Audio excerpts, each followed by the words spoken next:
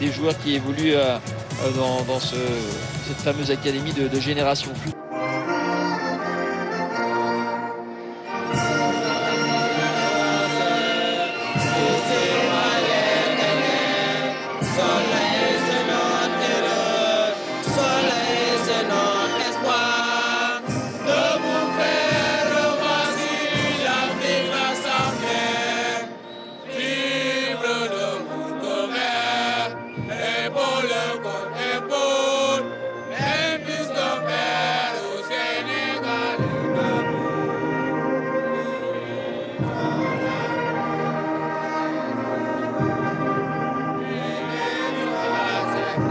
Au milieu de terrain, la phase de poule, ce qui pourrait très certainement être le cas dès les demi, avec ni plus ni moins le même 11 de départ, avec Diouf dans les buts, Traoré, Diallo, Serigne Diouf, Ibrahima Diallo, Fallou Diaye, Fall, Diouf, Sadio, Sall et Diémé en attaque. Final, bien sûr, ce ne sont que des statistiques, mais elles ont le mérite d'exister. C'est parti pour cette rencontre entre l'Algérie et le Sénégal.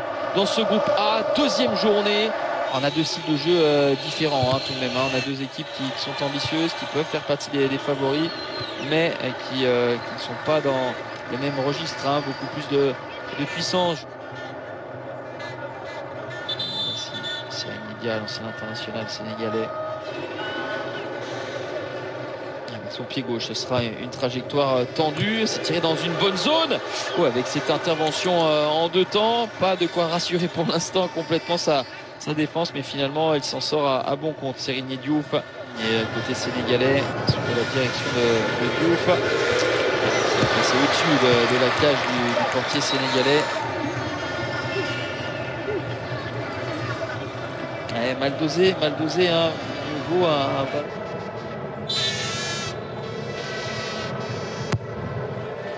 c'est tiré tendu et on a entendu un bruit métallique, le corner de Cheigne Chedioui. Oui, bien sûr, ça a heurté le poteau de Sénégal. Et derrière le Sénégal qui repart de l'avant avec ce contre favorable pour Sadio et le ballon pour Omar Sall. Et la très bonne sortie, la bonne intervention de Mathias Amache qui est très vite venu au devant de l'attaquant sénégalais pour lui réduire l'angle au maximum. Et avec un peu de réussite, les Sénégalais auraient pu ouvrir le score parce que le ballon n'avait pas été maîtrisé complètement par Mamadou Sadio. Le corner à suivre.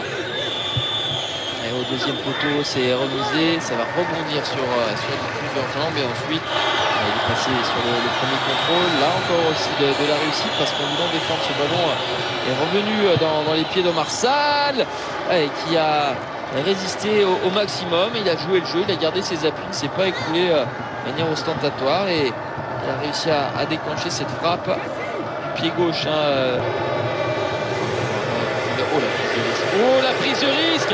Et derrière, le petit festival qui va être interrompu par Serigne Diouf, Cheigne Chedioui qui avait flairé le bon coup, qui avait flairé cette erreur de Serigne Fallou Diouf, le défenseur central. Et derrière, cet impair défensif a failli coûter très cher parce que au prix de petits crochets courts, il s'était mis dans une très bonne position. Et regardez, l'intervention, elle est bonne. Corner au deuxième poteau.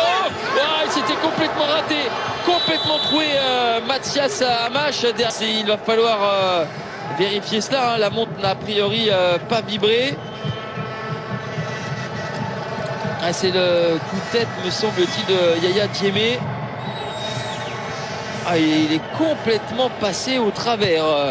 Pour l'instant, les Sénégalais, ils sont dans leur match. Ils font presque tout bien presque parce que pas toujours à se mettre en position de frappe malgré des premières danses, ce qui permet aux Algériens de se procurer des situations. Voici une peut-être avec ce crochet derrière. À la fin des 3 minutes de temps additionnel qui ont été données. Pas de quoi siffler le penalty pour Chedioui. Et évidemment, là, il y a une faute. 3 joueurs dans l'once de départ à faire partie de l'académie Sidi Belabès.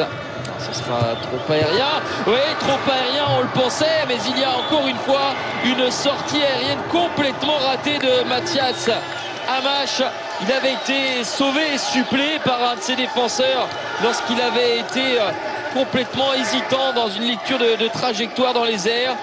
La bis repetita, sauf qu'il n'y a pas de défenseur pour venir sauver Mathias Amash. Et c'est bel et bien l'ouverture du score d'Amara Diouf. Oh, c'était le joueur sénégalais le plus en vue. C'est lui qui vient d'obtenir ce coup franc. C'est lui qui est complètement esselé au deuxième poteau. Alors oui, on pourra blâmer Mathias Amash pour s'être complètement raté dans son intervention, mais aussi il y a un marquage complètement élastique, complètement lax de la défense algérienne qui laisse tout le loisir à bien d'engager. Et monsieur Chavani qui va renvoyer les 22 acteurs au vestiaire, non pas sur un score nul et vierge, mais donc sur ce score de 1-0 pour le Sénégal.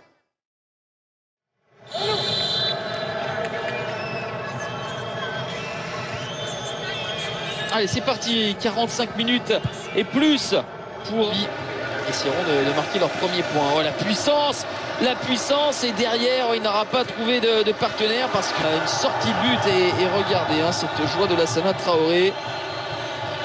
Et à l'épaule là, il a voulu s'en sortir, mais ça n'était pas suffisant pour Rami Bouaouich.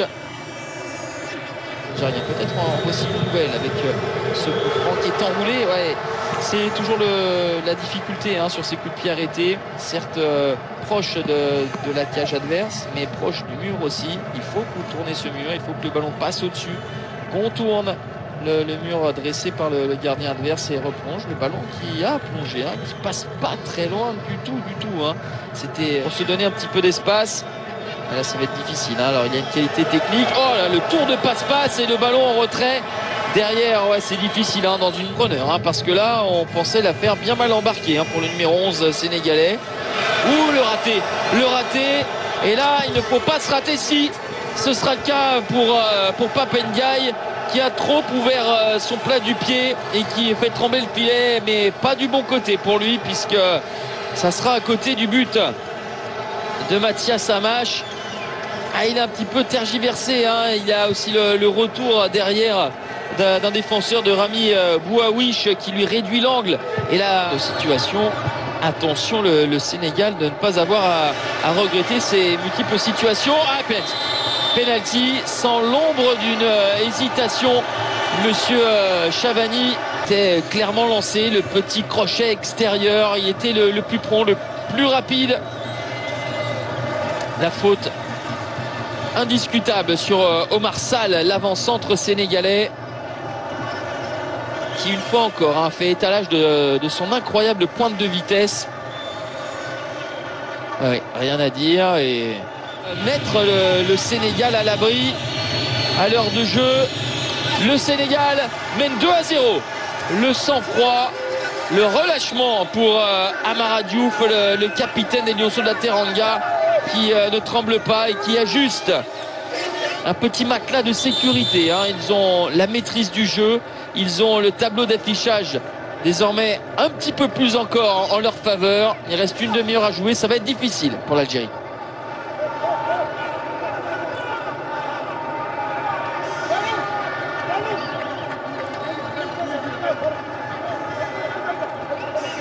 Premier, et puis aussi qui dit Tamouna et 4 premiers dit validation du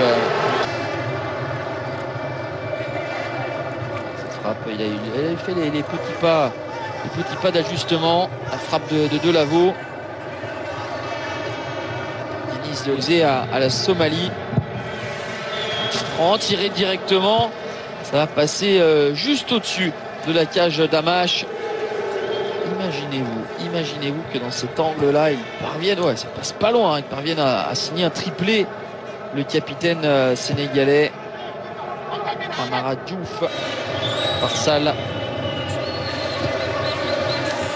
Passer au-dessus. Ils ont toujours été offensifs. C'est en cela où ils ont vraiment gardé qui en disent long, une certaine résignation de la part des Algériens, parce que les occasions et l'intervention d'Amash au but, c'était plutôt bien fait pour le nouvel entrant Mamadou Savané.